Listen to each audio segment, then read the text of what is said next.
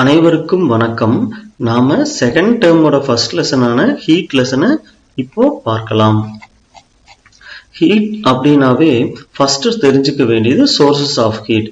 Sources of heat அப்படின்னா எங்கிருந்து heat கிடைக்குது அப்படின்னு சொல்லி அர்த்தம். ஹீட் எங்கெங்கெல்லாம் இருந்து கிடைக்குதுன்னா ஃபர்ஸ்ட் மெயின் சோர்ஸ் வந்து Sun.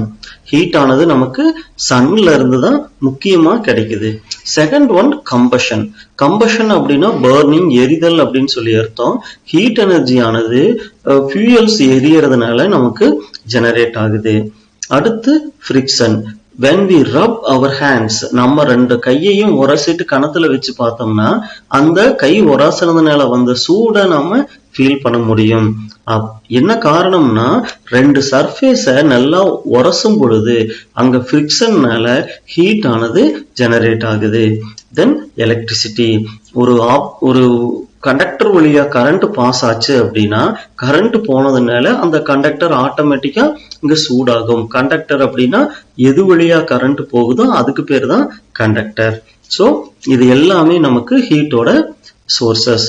Sun, combustion, friction, electricity. Then heat. Heat அப்படின்னா என்ன அப்படிங்கறத பத்தி நம்ம பார்க்கலாம்.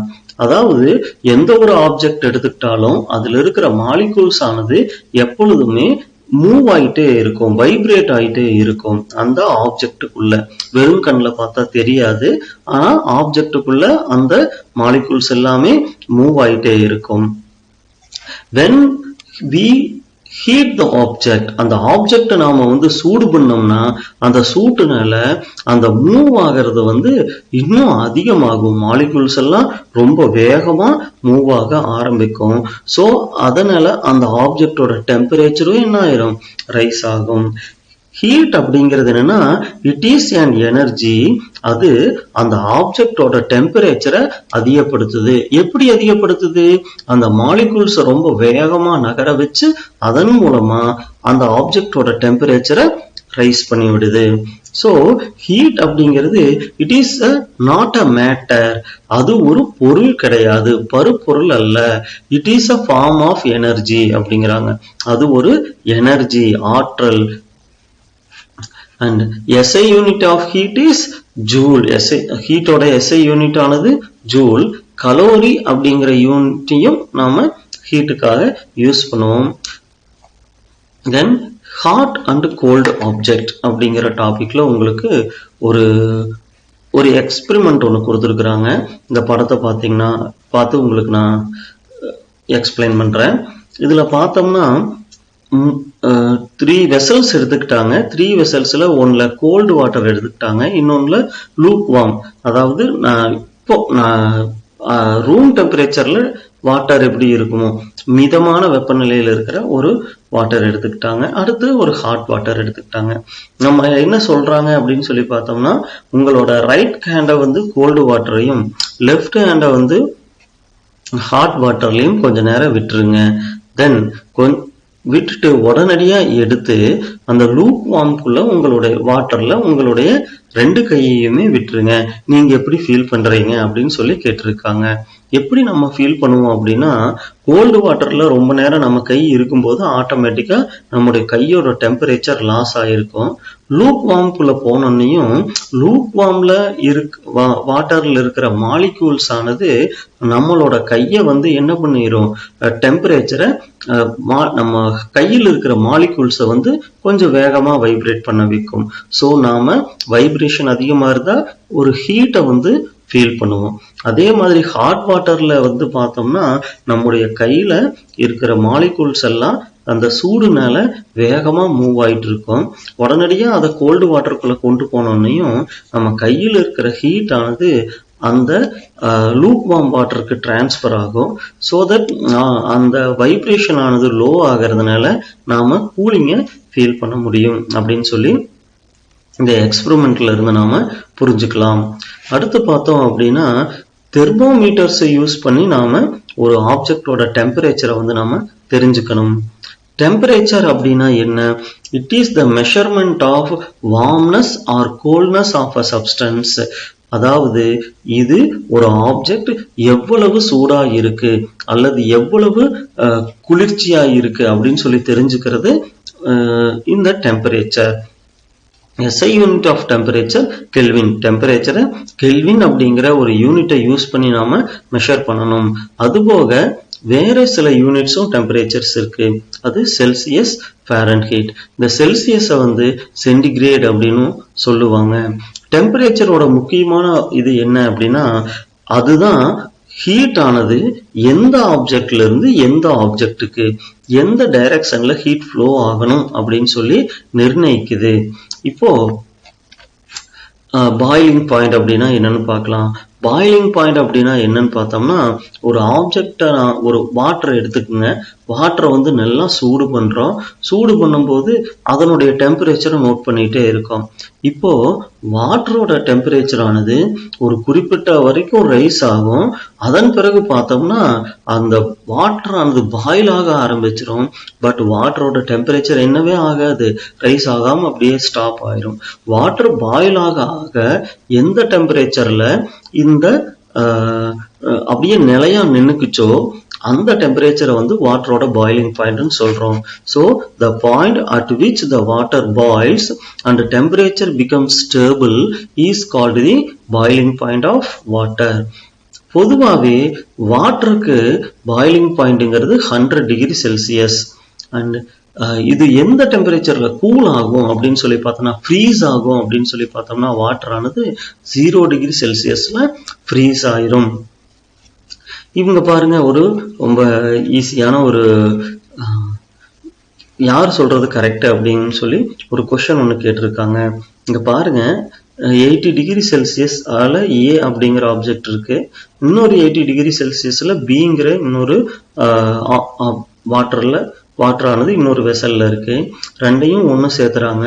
அப்ப இதோட டெம்பரேச்சர் என்னவா இருக்கும்? ஏ ஒரு 80, பி ஒரு 80, டோட்டலா வந்து 160 இருக்குமா அப்படின்னு சொல்லி பார்த்தா கிடையாது. இதோட ஆவரேஜ் டெம்பரேச்சர் என்னவோ அதுதான் இருக்கும்.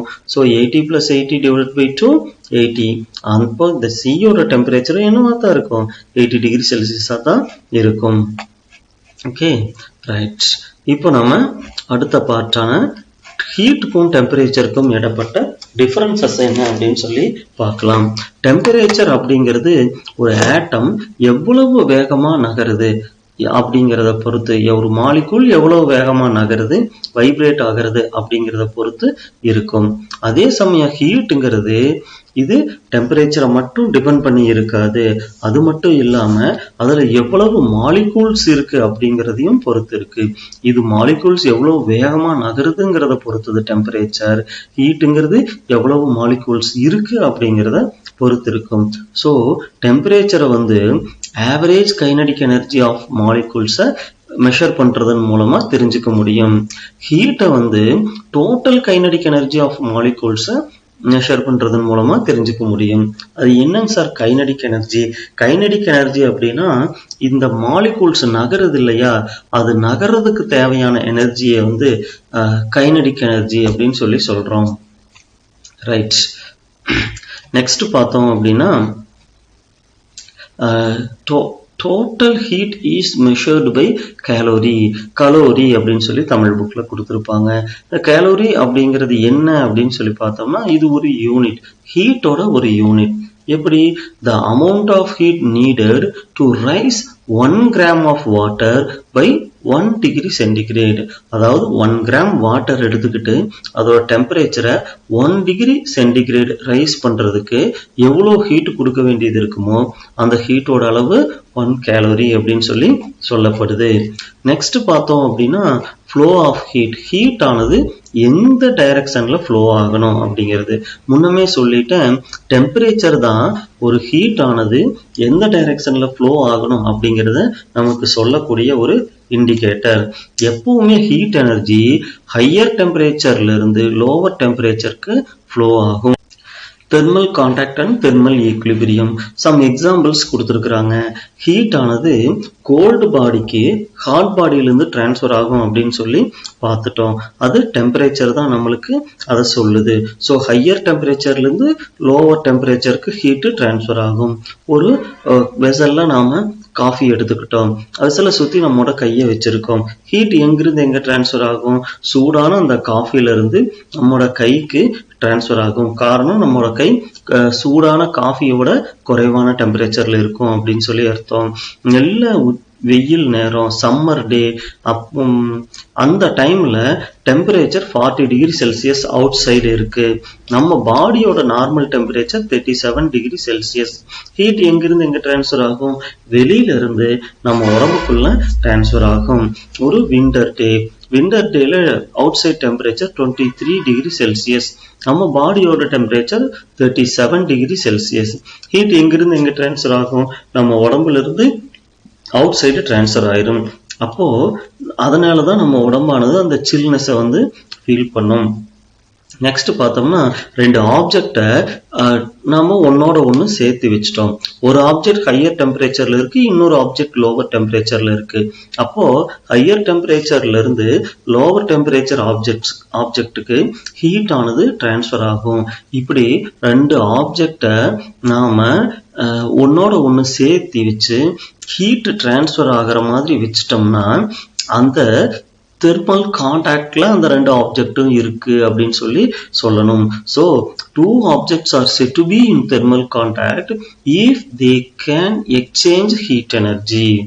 Then thermal equilibrium அப்படின்னா சமநிலை. இப்படி தெர்மல் கான்டாக்ட்ல வச்சிருந்த ஆப்ஜெக்ட்ல ஹாட் ஆப்ஜெக்ட்ல இருந்து ஹையர் டெம்பரேச்சர் ஆப்ஜெக்ட்ல இருந்து லோவர் டெம்பரேச்சர் ஆப்ஜெக்டுக்கு ஹீட் டிரான்ஸ்ஃபர் ஆகிட்டே இருந்து ஒரு பர்டிகுலர் டைம்ல இந்த ரெண்டு ஆப்ஜெக்டோட டெம்பரேச்சரும் ஈக்குவலா இருக்கும். ஸோ இப்போ இந்த ரெண்டு ஆப்ஜெக்டும் தெர்மல் ஈக்குலிபிரியத்துல இருக்கு அப்படின்னு நாம சொல்ல முடியும். Thermal equilibrium exist when two objects in thermal contact no longer affect each other's temperature.